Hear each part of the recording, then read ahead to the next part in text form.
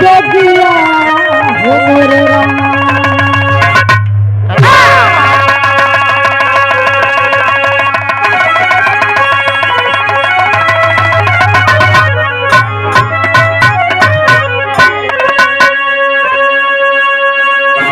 देखी बिरहा में 4 लाइन भूमिका लिखत है हमारे कवि जी।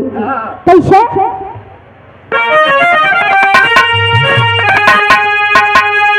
सीता भूप की जब शयानी हुई, सर पे शादी का चिंता चढ़ा जा रहा, हाथ दर दर की ठोकर विकल बेदना, मन की आशा निराशा बढ़ा जा रहा, देख चिंतित पिता को है बोली वचन, बात क्या है पिताजी अरे बता दो अभी,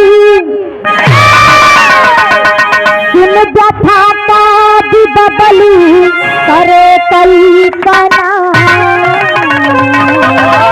अब बेटी समापन के जलते कभी।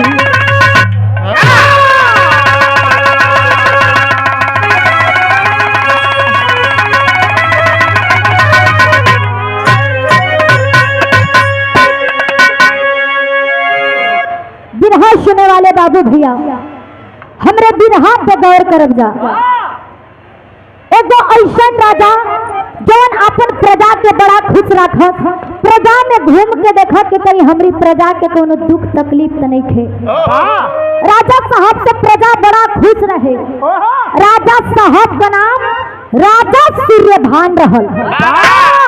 राजा सूर्यभान की पत्नी और राजा सूर्यभान मिलके राजपाट चलावत हम। समय के अनुसार भगवान के आशीर्वाद से रानी के गोद में बड़ा सुंदर पुत्री प्राप्ति मिलल बा। जब पुत्री के प्राप्ति भइल बड़ा प्यार से राजा रानी ओकर नाम वृंदा रखलन। हंसी खुशी से समय बिताता वृंदा माई बाबू के अंगना में खेलत खात कब शयानी हो गई। ई माई बाबू के पता ना चलल, लेकिन बाप चाहे गरीब होखे चाहे अमीर होखे, एगो बेटी और बेटा घर में जवान बाबू माई खातिर के बोझ होला। यही से राजा सूर्यभान अपने बिटिया के खेलत देखलन, उनके ऐसा लागल कि हमार बेटी शादी के योग्य हो गई है।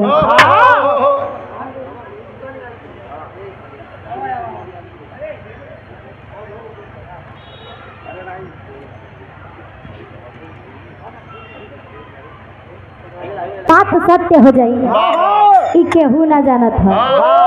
यही से जितना यहाँ जिला पंचायत सदस्य चाहे प्रधानी में चाहे जितना लोग आइल हम, आप लोग अपन नाम और आशीर्वाद बनोले रहे जाए। देखिए जब राजा साहब देखलन कि हमार बेटी शयानी हो गई शादी के योग्य, राजा सूर्यभान के चैन नहीं खे पड़त। 1-2 दिन बीतल बा, अपन घोड़ा के सवारी करके पूरा राज्य में भ्रमण करके चलन। राज्य में जाकर भ्रमण कैलन, लेकिन बड़ा दुखित बाना। दुखी मन से आके अपना महल में बैठल हवा, सोचत हवा कि बाहर हमार बेटी कैसन तोहार नसीब बा। इतना सुंदर होते हुए भी घर मिलत है तो वर मिलत है तो राजा साहब मुरझा के एकदम बैठल हम। वही समय बेटी वृंदा सोचली कि तनी बाबूजी के एक झलक देख लेती। जब अपना बाबूजी के पास गई बाड़ी, जाके घुरिया के बाबूजी के बाबूजी बाबूजी बाबूजी आवाज लगावत थी, लेकिन राजा साहब इतना खो गए रहलन टेंशन में कि ना तो अपने बेटी के देख पावन ना ही आवाज सुन पावा। बेटी वृंदा कहली बाबूजी आखिर कौन बात है जवना जैसे आप उदास होके और हमके देखे से उ बात रोकत हिया।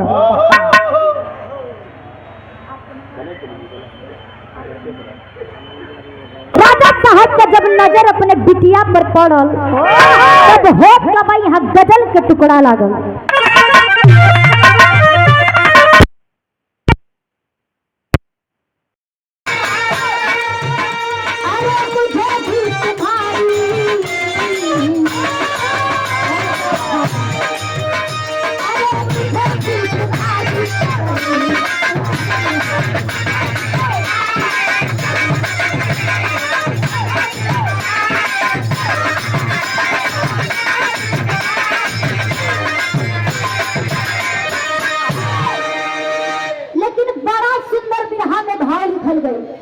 मास्टर साहब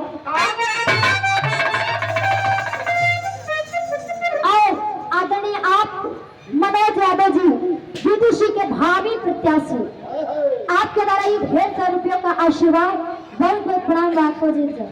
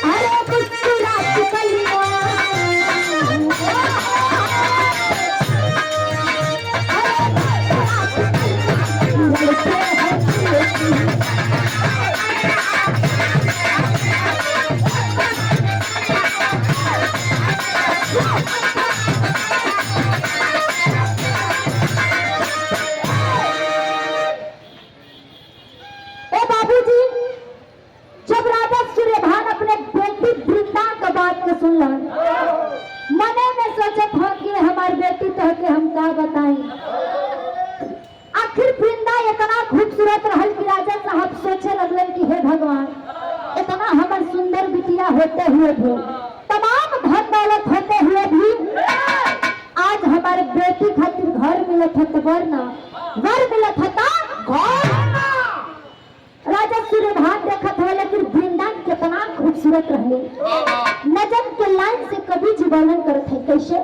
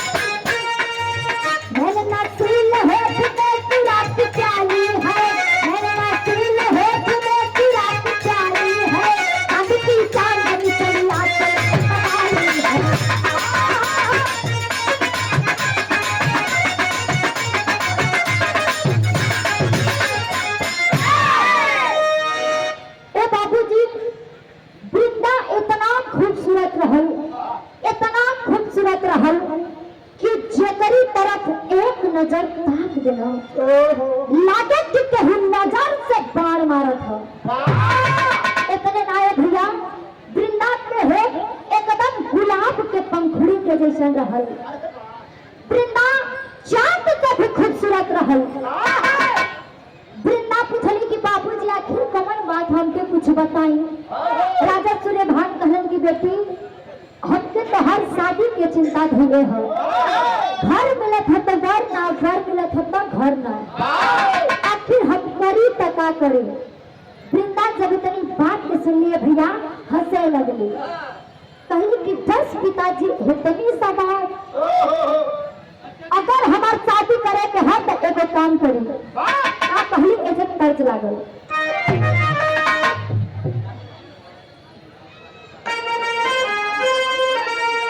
और हमारे बीच में बिरहा के बड़े ही सुंदर, बड़ा ही ट्रेंडिंग कलाकार अपने आप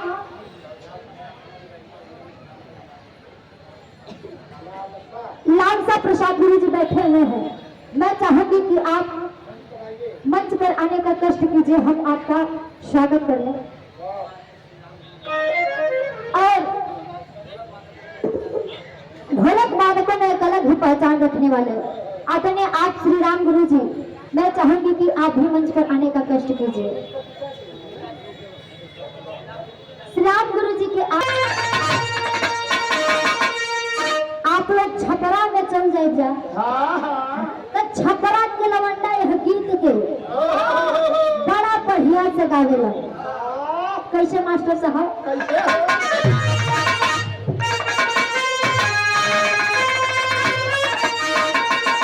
अरे बाबा ना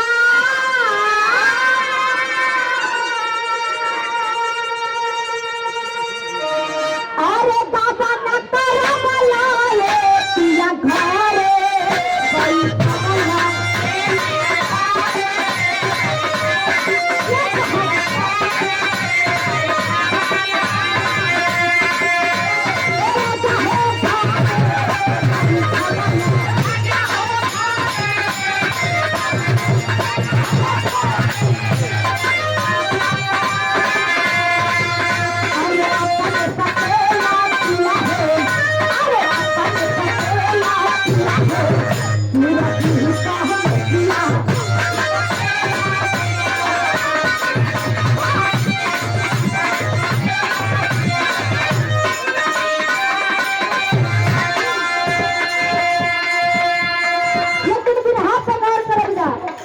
राजकुमारी वृंदा अपने बाबूजी के बात को सुन के कहली कि बाबूजी अगर हमार शादी करे के हते वो काम करे।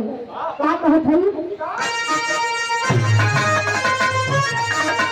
अरे चिंता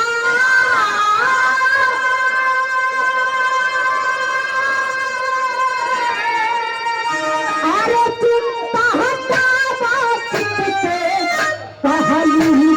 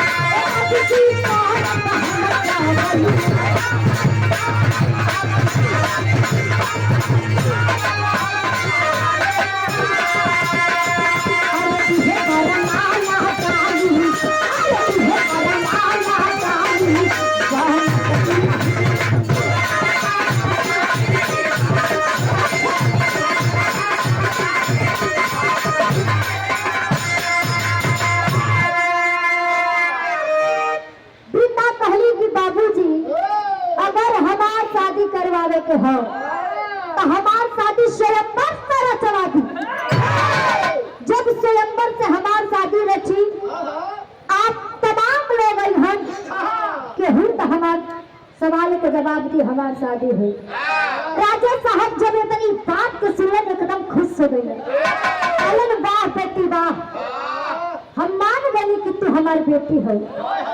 जो ना बात को चिंता लेके इतना दिन से इतना देरी से हम बैठल बने, तू 1 मिनट में चुटकी भर में एकदम खत्म कर दे। राजा साहब बड़ा खुश से थोड़ा अपने मंत्री के बुला के पूरा राज्य में ढिढोरा पिटावे की तैयारी करावत है। तब भेद के हट देरी से कहे के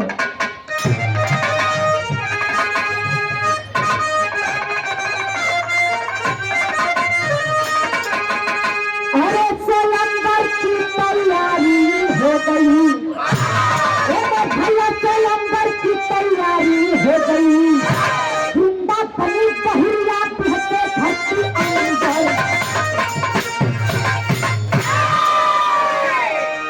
स्वयंवर की तैयारी हो गई। वृंदा बनी बहुरिया बहते धरती अंबर। राजा साहब अपने मंत्री के बुला के पूरा राज्य में ढिढोरा पिटवा दहलन। वृंदा कहली कि बाबूजी ढिढोरा तो पिटवावत है ठीक बा, लेकिन संघवे एगो और बात कह दई। हमार एगो सवाल है। कौन सवाल है? यहाँ गीत बदलता।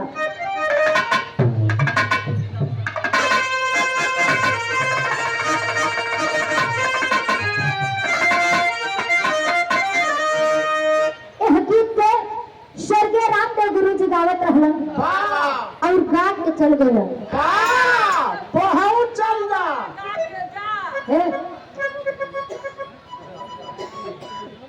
अब हिन कौन उम्र है? अब हिन पूरा दुनिया देखे के है और तू अबे से भेजल चाहत हवा। अरे ना हो तोरे घर मधुबन मऊ यानी हमारी ससुराली भेजत हवा। वाह, लागत है काफी ससुरारी के रोटी चापत हो गई। बढ़िया है। और हमारे बीच में रामचंद्र पहलवान जी का आगमन हुआ है। बहुत बहुत प्रणाम करती हूँ, स्वागत करती हूँ। मैं चाहूंगी कि आप मंच पर आइए और बैठिए, बैठ करके शोभा बढ़ाइए मंच का। लेकिन और सम्मानित आप श्री मुकेश चौहान, ग्राम रोजगार सेवक मखदूमपुर व प्रधान पद के भावी प्रत्याशी। क्या बात है, क्या बात है। आपके कम में जोड़ नहीं थे, एकदम आप छुपा रुस्तम बने, एकदम टाइट रहे। आपके द्वारा 101 रुपए से नवाजल गई। बहुत बहुत प्रणाम। बाप पाव लगी है, आशीर्वाद की कामना है। लेकिन कैसे गावत रहलन?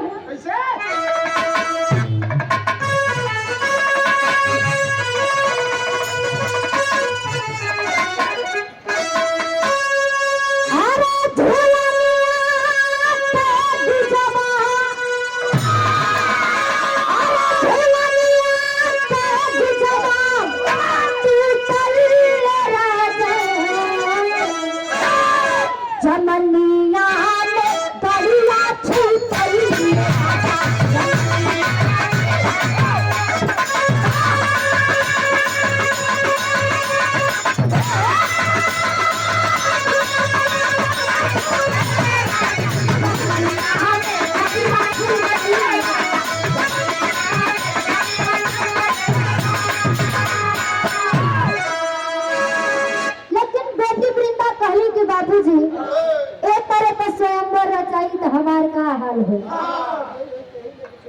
जही कमर जी तही उठा के ले जाई। वही स्वयंवर में हमार एगो सवाल रही, जो हमरे सवाल का जवाब दी वही से हम शादी करो। उहे हमार मांग में सिंदूर डाली। ए भैया राजकुमारी वृंदा अपन सवाल बतावत है। कैसे?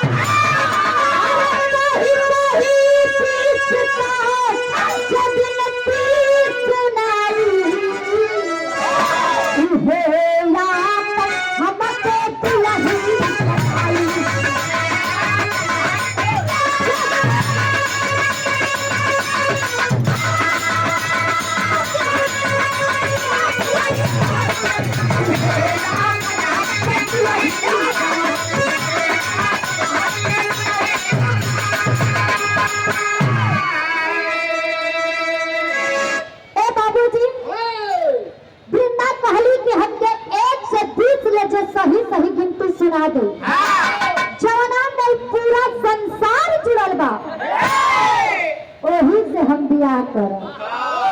राजा साहब तनी बात के सुन के हंसे लगला।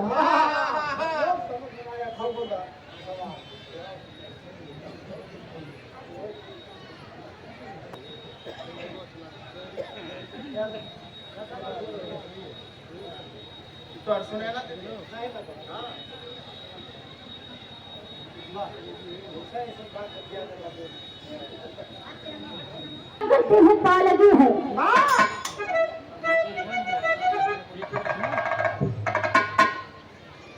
राजा साहब करण के बेटी गिनती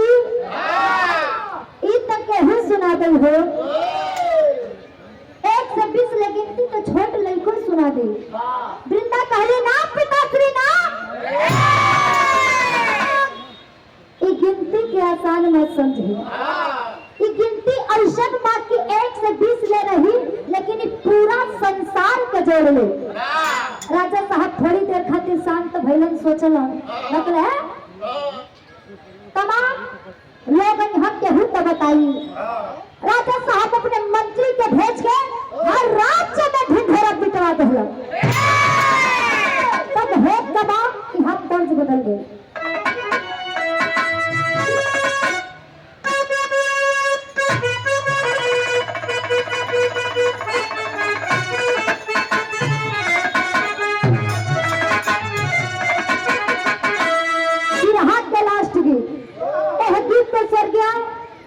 गुरुजी गावत रहले कैसे मास्टर साहब कैसे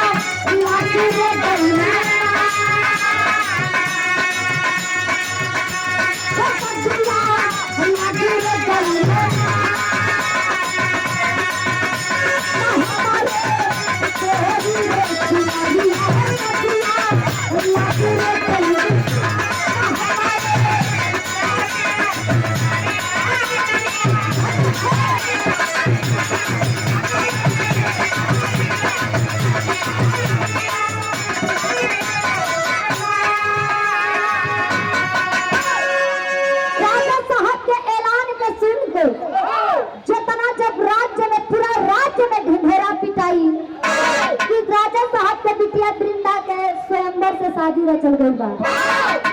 जो 1 से 20 ले गिनती सही सही सुना दे जना में पूरा संसार जुड़ल रहे। वही से राजकुमारी वृंदा बियाह कली है। कोनो का गोड़ टूटल रहे कोनो ऐंचा रहल आखिया छोट रहे कोनो का हाथ टूटल रहे कोनो एक हाथे लूल रहल पैर से कोई साखी ले ले बा। चला स्वयंवर में जाके स्वयंवर में और 1 से 20 ले गिनती न सुनावे के हो। चल के सुनाई और राजकुमारी वृंदा से हम बियाह कर। बड़ा खुश होकर सब लोग तैयार हटा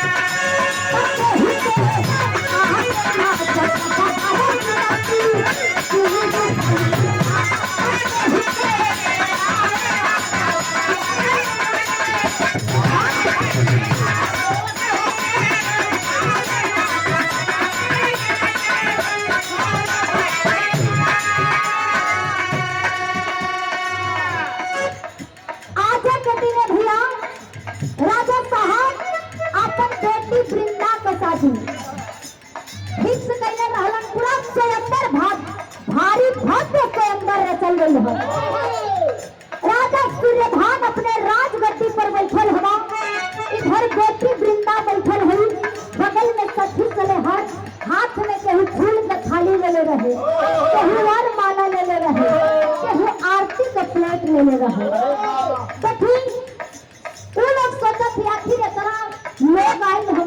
केहू तो हमारे सखी के सवाल का जवाब दई और केहू तो राजकुमारी वृंदा के अपने घर के दुल्ही बनाए। सब लोग इहो सोचत हवा, सब आके वही महल में बैठ गई। स्वयंवर शुरू भइले जब तत्काल खड़ा हो गए, बेचारा कुर्सियों पर ना बैठे, खड़ा हो गए, जाके वृंदा के सामने खड़ा भइल गए। राजकुमारी मार अपना मुष्टि पर ताव देथ, जान पर ताव देथ, पहुंच गई। बाबूजी खड़ा भइलन करन है राजकुमारी, कहसे शादी तो हम ही करब। राजकुमारी वृंदा मुस्कुरात है बैठल बैठल, जाके कहलस कि सुना अपन गिनती स्टार्ट कर लेगा मास्टर साहब। जाके बहुत गिनती है ना सुनबू, ला सुनो। वो सोचलस कि आम गिनती और कहत है 1 2 3 4 5 6 7 8 9 10। बस कर,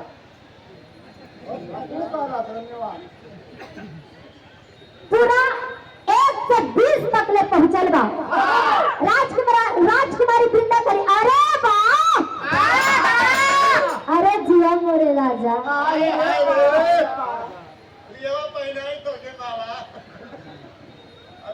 वृंदा कहली कि तनी चट में मंच पर आ जा, बतावे ये तना महल में भीड़ बत्तू एकदम कोहिनूर वाला हो, हम झूठे इतना बढ़िया सम्मेलन बैठा दे, तू अकेले आई रहता तबो काम हो गई रह, कहाँ छुपल रहा महाराज। ए भैया राजकुमारी वृंदा बड़ा प्यार से उनके अपना मंच पर बुला ले, बुला के कहली कि तनी झुक। शर्त के अनुसार राजकुमारी वृंदा उनके झुकल बना बड़ा शर्मात हो, झुकल हाथ में से थवा शर्मात हो। शर्त के अनुसार राजकुमारी वृंदा मारा 20 कोड़ा।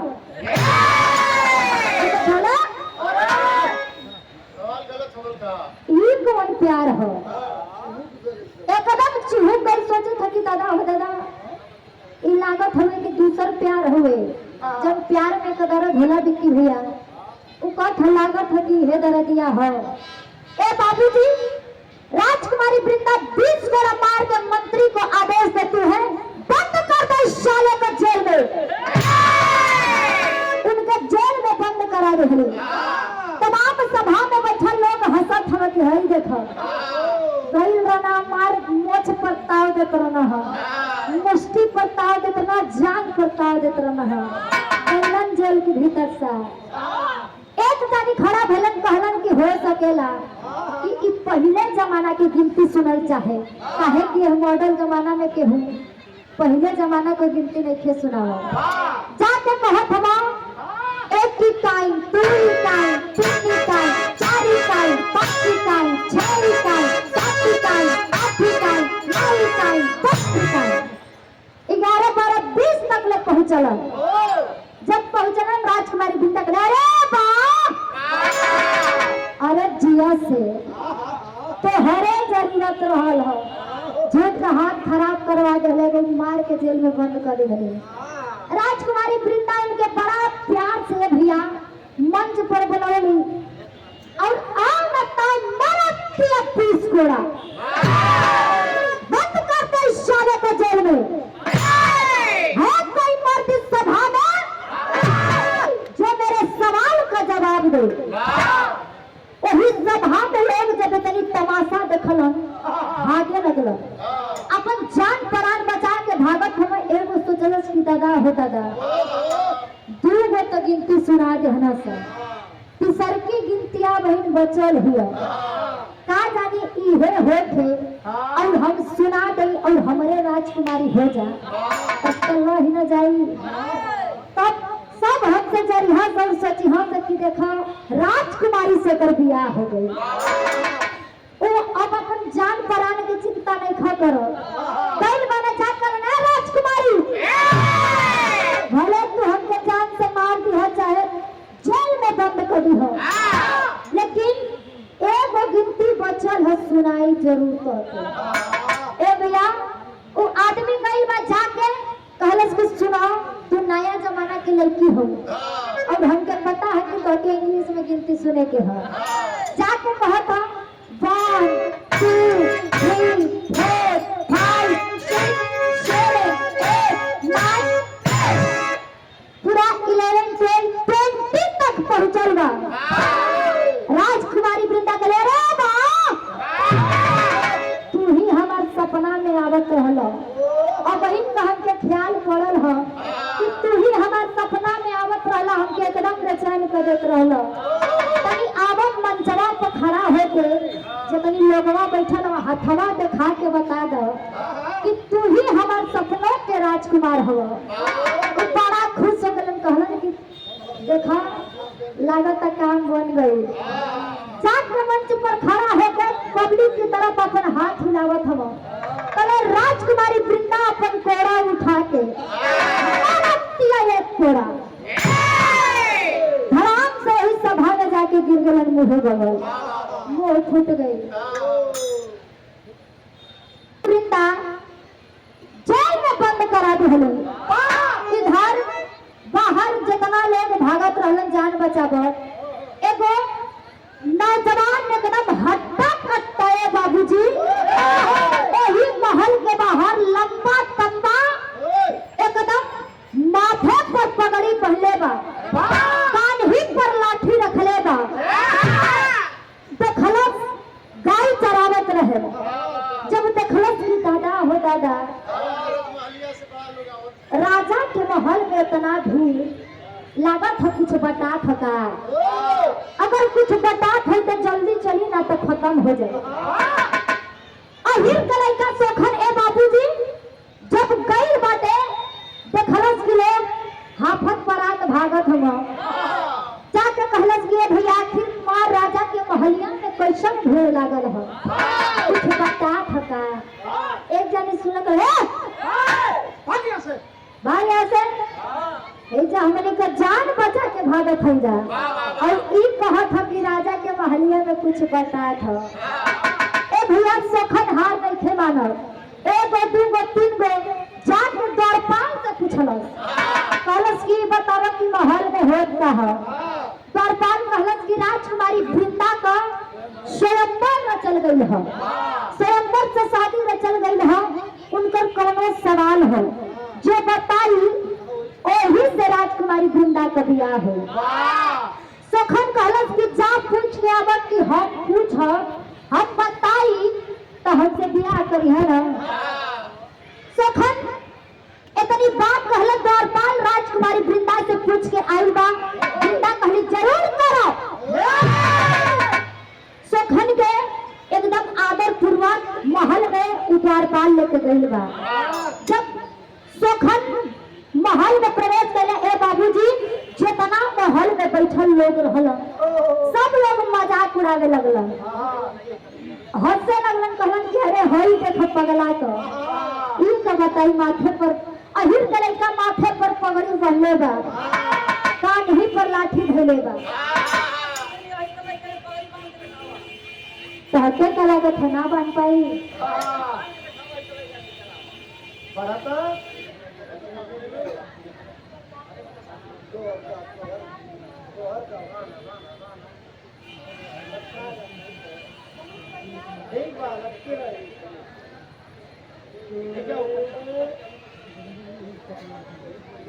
वजन के हिसाब से है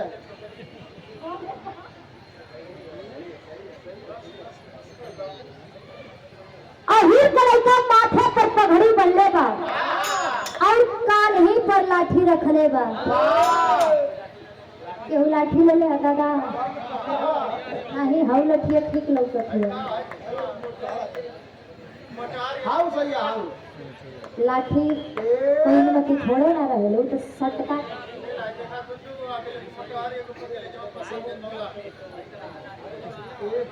अहिर के लड़का हाथ में लाठी ले ले बा माथे पर पगड़ी बांध के जब वही सभा के बीच में पहुंचल बा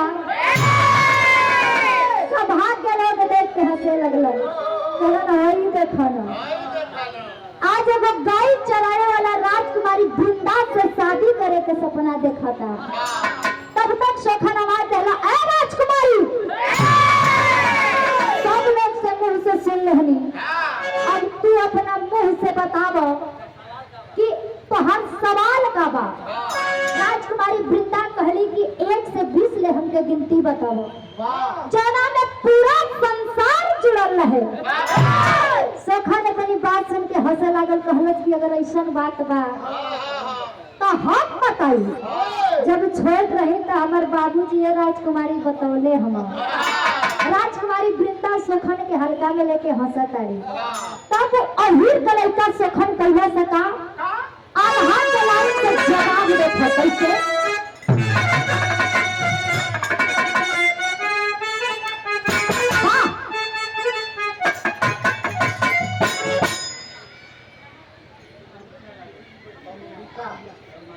और सम्मानित आप श्री अंबिका यादव जी, अंबिका यादव जी कुड़िला के धरती से या आपके द्वारा 111 रुपया से नवाजल गई। बहुत बहुत प्रणाम है, पालकी है, आशीर्वाद की चाहत है। कैसे? लेकिन बिरहा के ही मेन पॉइंट है, अगर एक आप लोग मन से सुन लेने जाए तो पूरा कहानी समझ में आ जाए और कुछ ना कुछ जरूर मिले। यही से कहे अही कले का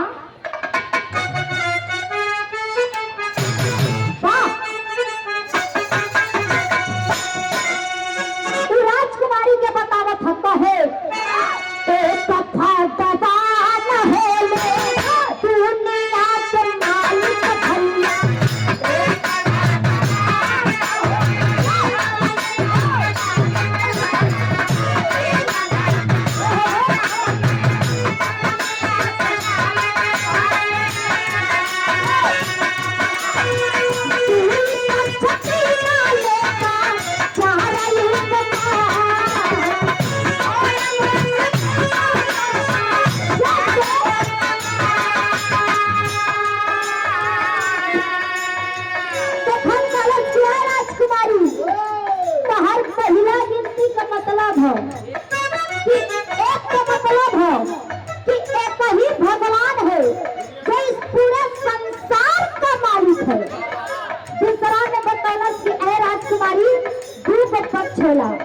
कृष्ण पक्ष शुक्ल पक्ष। तीसरा में बतौलन कलश है राजकुमारी 3 बेलोक होला, धरती आकाश पताल। चौथा में कलश की है राजकुमारी 4 बेलोक होला, सतयुग त्रेता द्वापर कलयुग। पांचवा में का बतावत है कहे राजकुमारी, ध्यान से सुनी है ताकि मास्टर साहब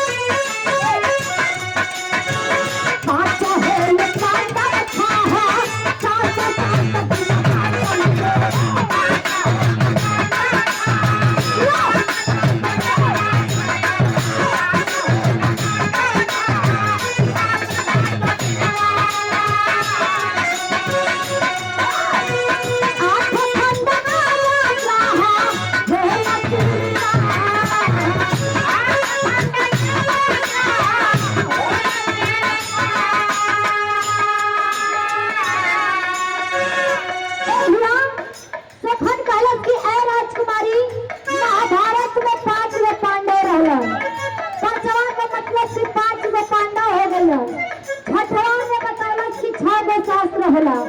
7वां में बतौलस कि राजकुमारी 7 गो दिन होला, जौना के सोमवार, मंगलवार, बुधवार, गुरुवार, शुक्रवार, शनिवार और रविवार के नाम से जानल जाला। 8वां में बतौलस कि 8 गो खंड होला। 9वां में बतौलस कि 9 गो ग्रह होला, बुध, शुक्र, पृथ्वी, मंगल, बृहस्पति, शनि, अरुण, वरुण। लेकिन 10वां में क्या बतौला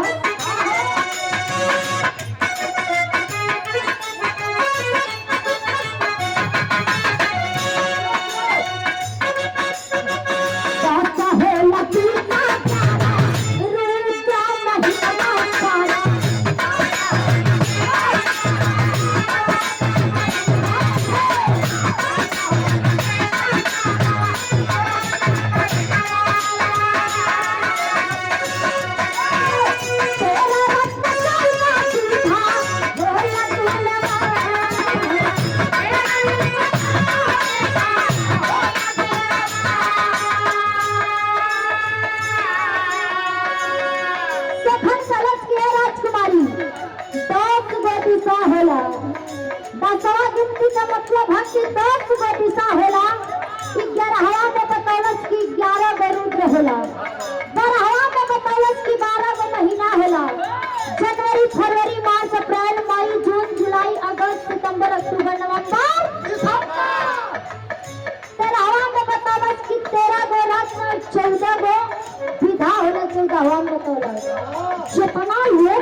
सभा में बैठल रहे बाबूजी,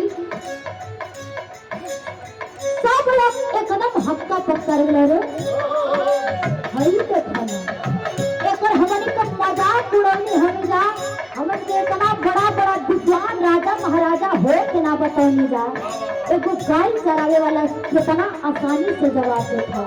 तब तक सोखन कहत था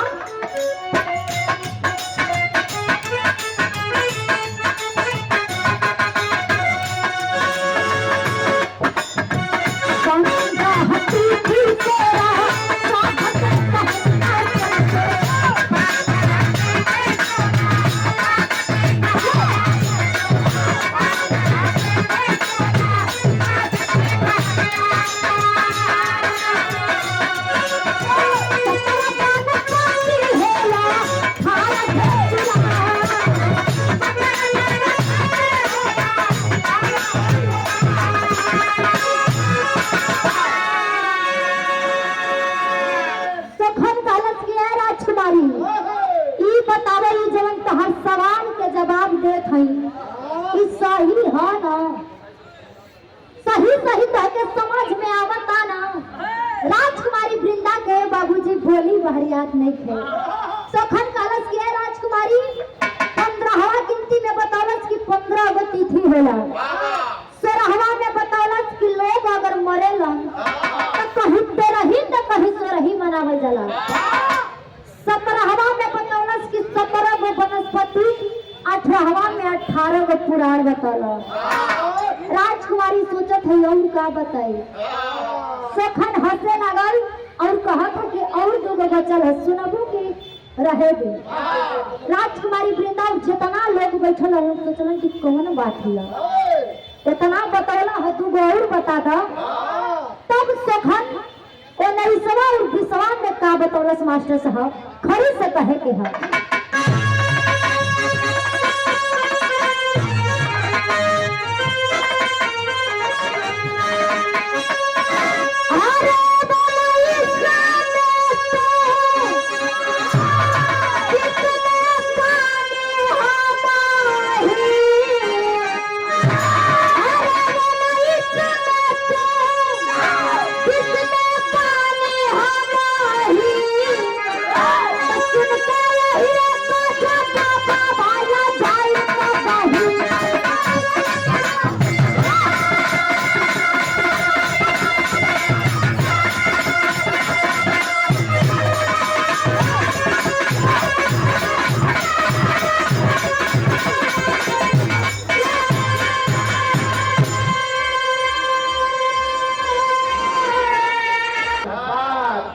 पीछे पड़ल हो, क्यों फूलों के चक्कर में हो।